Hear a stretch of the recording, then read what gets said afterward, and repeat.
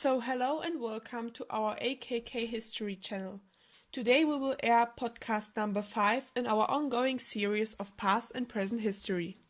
Today's title is The Banality of Horrendous Deeds, Still Relevant Today? I'm Christina, one of the moderators, and also Ada is here with me today. Hello everybody, welcome back to our channel. As well as our expert guest Annabel Glaube, Professor of History, who wrote numerous articles about Hannah Arendt's theory of the banality of evil. Hello, I'm glad to be here. Thank you for tuning in and we hope you will enjoy. Adolf Eichmann, wanted for his part in the murder of 6 million Jews by the Nazis, is now a captive on Israeli soil. He will stand trial for his crimes against humanity and the Jewish people. Just recently, I've watched a biographical film called Eichmann, detailing the interrogation of Adolf Eichmann, and I want to discuss it with you today because it has really impressed me. Adolf Eichmann was one of the most pivotal actors in the deportation of European Jews during the Holocaust. The film does not only show Eichmann's statements during the interrogation, but also puts a lot of focus on Eichmann's life during Nazi Germany. Of course, it is rather a feature film than a documentary, but nevertheless it is based on the recordings which were made during the real interrogation. Besides that, the Eichmann trial is also a really important one to remember, as it was the first televised trial ever. Am I right? Yes, the Eichmann trial was definitely of great importance. It was held in 1961 and you pointed out quite well that it was also the first televised trial ever. Actually, there have been numerous trials against Nazi officials. Probably the most important ones were the Nuremberg trials, which were held from 1945 to 49. During the Nuremberg trials, major war criminals were put on trial, and also Eichmann's name surfaced there already. As it was pointed out in the beginning already, Eichmann was the executioner of Hitler's final solution for the Jewish problem, and with that responsible for the deportation of Jews into concentration camps. His ability to organize and supervise enabled him to send over 6 million Jews to their death. Eichmann fled to Argentina in 1950 after he had already escaped the US custody in 1946. The Israeli government found him living in Buenos Aires with his wife and 3 sons. In May 1960, the Israelis kidnapped him and forcibly brought him to Israel to stand trial as war criminal. I find it incredible to believe what crimes this man committed, since he was one of the persons who was responsible for the death of over 6 million Jewish people. Now I'm asking myself, and I'm sure our audience is doing so as well, if there's any convincing and valid explanation for his actions. Why did he do such cruel things? The best will be if we ask our expert Annabel Glaube concerning this problematic. Miss Glaube, do you have any answer to my question? Yes, I do have in a way. First of all, it has to be said that every single perpetrator had individual views and backgrounds that influenced him in his actions. But overall, one can see that the inescapable presence of the Nazi ideology was what stood behind all the horrendous deeds in general. In order to understand that, you need to know about the backgrounds of National Socialism. In 1933, in the period during the creation of Hitler's dictatorship, he gave several speeches and arranged a lot of propaganda which influenced the people decisively. Parts of his promises to the German population were, for example, the achievement of a decrease in unemployment and moral living spaces, so things which were desperately required in Germany. Furthermore, the probably most crucial point of Hitler's National Socialist plans was to create a society ordered after the races of people. The Jewish population was devoted to be part of the lowest race by Hitler, who did everything in his power to transfer this absurd view to the population. To achieve that, he pleaded that the Jews were the ones who were responsible for the bad economic situation Germany was in. With the spreading of the National Socialist ideology in Germany and Adolf Hitler's dictatorship, anti-Semitic activity increased abruptly and more people started to participate and carry out actions against the Jewish population. That is all extremely interesting, but I still don't understand how the Nazi ideology as a whole could make the perpetrators like Adolf Eichmann justify their deeds. and live with the death of that many people? I mean, what motivated them individually? Is there some kind of explanation for that? Yes, in fact, there is more than just one explanation.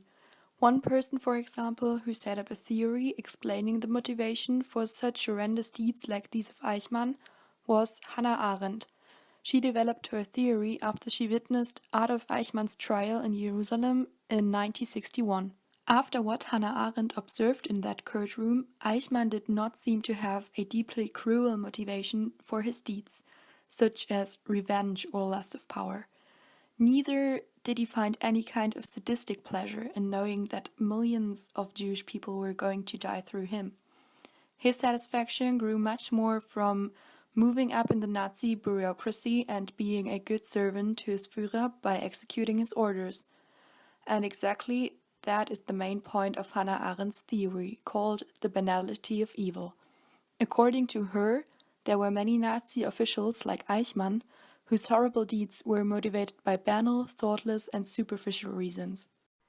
There's another thing I found quite interesting while watching the film. Eichmann pointed out plenty of times that he was just following orders, wherefore he didn't see himself as responsible for what happened. When I received an order, I obeyed, because an oath is an oath. I've never killed a Jew. I've never ordered anyone to kill a Jew. I think this can also be applied to Hannah Arendt's theory. Is that true? Yes, it certainly is, since Hannah Arendt observed exactly that when she witnessed the Eichmann trial. Blame repellency due to not feeling responsible. Arendt's explanation for that pleads that people like Eichmann went through several different stages over time until their banal motives could block human fellow feeling and made them feel irresponsible. Let me explain this shortly at the example of Adolf Eichmann's history. Of course, please go on. At the beginning of Eichmann's career, he only observed killing operations in Poland. According to Hannah Arendt, he felt repelled at that point. But with more time passing and him seeing those killings over and over again, he had eventually overcome his innate repugnance toward crime, to quote Hannah Arendt. After this period, his feelings of repulsion had disappeared, and he saw himself simply as the transport officer carrying out Hitler's policy. Now there also was the absence of consideration of the effects of his deeds, because he simply did not feel responsible for the consequences of those. In the final stage after Arendt, the extermination of Jews became indistinguishable from any other bureaucratically assigned responsibility for Adolf Eichmann. Every feeling of responsibility had left him, as well as the ability to see the actual human and moral dimensions of his actions. I see, that makes sense to me. Maybe some of you ask yourself now why we deal with a topic like this. You may say it is only history. Just a few eyewitnesses are still alive, and I was born over 50 years after the end of the Nazi regime. That is totally true, but it doesn't mean that the time of Hitler's rule has no effects on us today. We can find evidence of the Holocaust everywhere in our society, in words and in objects. The banality of evil is still an important concept to explain the actions of humans today, as their nature remained the same, especially if we listen to a speech like the one of Gauland held at a Kyffhäuser-Treffen of the AfD at the beginning of September 2017. We shouldn't forget about this.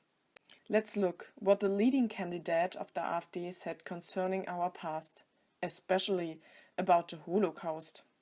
Ja, wir haben uns mit den Verbrechen der 12 Jahre auseinandergesetzt. Und liebe Freunde, wenn ich mich in Europa umgucke, kein anderes Volk hat so deutlich mit einer falschen Vergangenheit aufgeräumt wie das Deutsche. Man muss uns diese 12 Jahre jetzt nicht mehr vorhalten. Sie betreffen unsere Identität heute nicht mehr. Und das sprechen wir auch aus.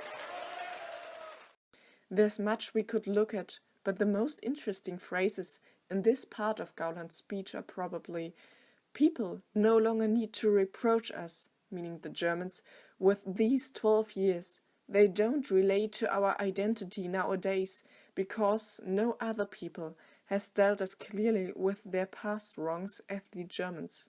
Gauland speaks about the past as if it was something we could purge. But that isn't true.